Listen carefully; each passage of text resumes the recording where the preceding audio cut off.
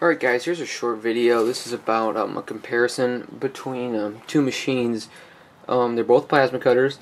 This is a Longevity ForceCut 40D, and it's a great little machine. It's a 40-amp plasma cutter. I believe it's rated for half-inch cut. I've cut 3/8 with it, and it's worked just fine. I've never tried it on half-inch. I'm going to be doing that soon. I'm going to give that a shot and see if I can do 5/8. It'll do a severance cut. Probably will. And try like 3/4 and whatever, 3/4 inch. But so I want to do a comparison between this plasma cutter and the Miller 375 Extreme plasma cutter. There's some obviously difference of the way the machines both look. They're both pretty simple machines. You can see that the front of this machine, the ForceCut 40D, has a little bit more knobs on there. Well, I shouldn't say knobs, just a little more stuff to it, periods, at all. But you can see here on the Longevity ForceCut 40D, which is a big difference for me, something that I really like about this machine, is it's got the pressure gauge and the regulator that I can change my pressure with that goes to the torch. And I don't have to change it on my air compressor. I can keep my air compressor at whatever I want. I can put my air compressor on high and then change what's going to the torch right from the machine right here. I don't have to walk all the way over to my air compressor. So that's a really good thing. Then you can see here we have a nice digital readout, which the Spectrum 375 does not have. And we got this single knob here, which they both do have. But the Spectrum 375, you do have to sort of guess your amperage range. So you have to look on the dial. This one obviously has the digital readout, which helps a lot. Both machines are dual voltage. They will run on 115 volts or 220 or 240. So that's really good for both of them. Something that the Miller has over the Longevity is the multi-voltage plug, which is a really nice feature.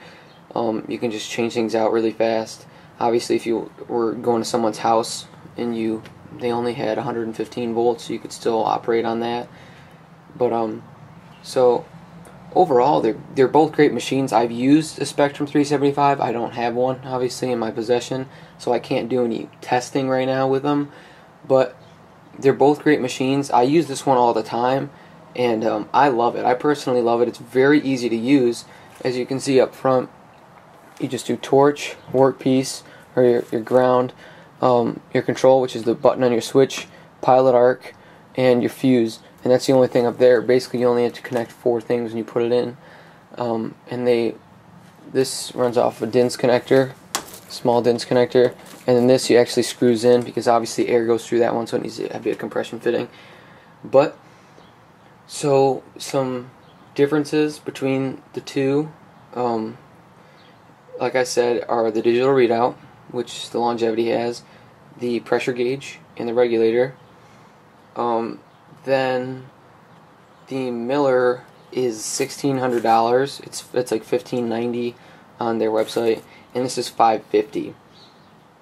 Obviously, that's a big difference for someone like me who doesn't do commercial stuff and who doesn't have a lot of money and who doesn't make a lot of money doing this kind of stuff.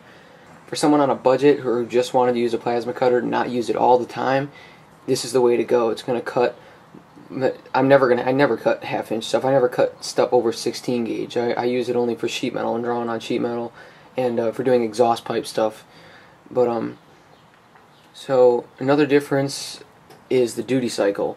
This has a 60% duty cycle at its full output. The Miller has a 35% duty cycle. So obviously that's a big difference if you're gonna kind of beat up that machine and really put it out to its full potential.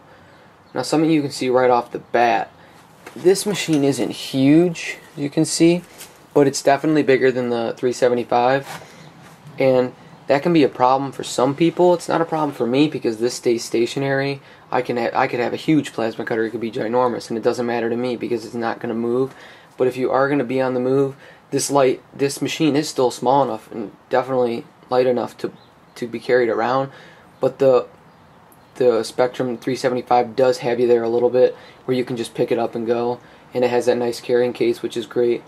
But if you're just going to have it in your house and leave it in your house, then basically that statistic, or how heavy they are, how big they are, doesn't really matter, just because they're going to be stationary. But so that's a thing that the Miller, once again, that does have over the longevity, is its size, but not by much.